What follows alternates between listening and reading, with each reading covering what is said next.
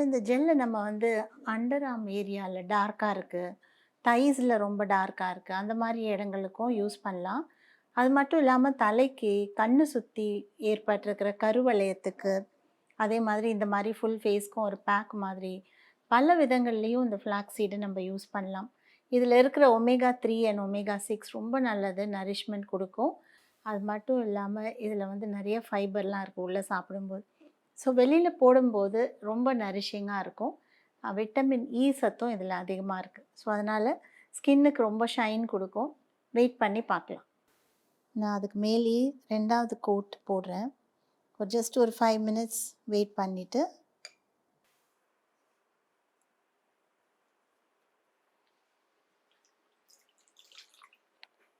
அந்த கோட் மேலேயே 2வது கோட் கொஞ்சம் போடுறேன். ஏன்னா அது கொஞ்சம் தின்னா இருக்கு லேயர். அதனால இன்னொரு கோட் போட்டா நல்லாயிருக்கும்.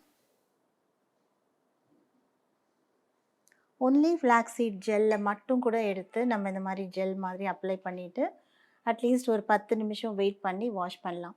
இப்ப நான் சிலதெல்லாம் அதில சேர்த்துருக்கேன். ஸோ அதனால அது இன்னும் ரொம்ப நல்லாயிருக்கும். பாதாம் எண்ணெய் வந்து ஆல்மண்ட் ஆயில் அதில விட்டமின் இ சத்து ரொம்ப அதிகமா இருக்கிறதுனால, அது விட்டமின் இ ஆயில்னு கேட்டு கூட நீங்க வாங்கி யூஸ் பண்ணலாம்.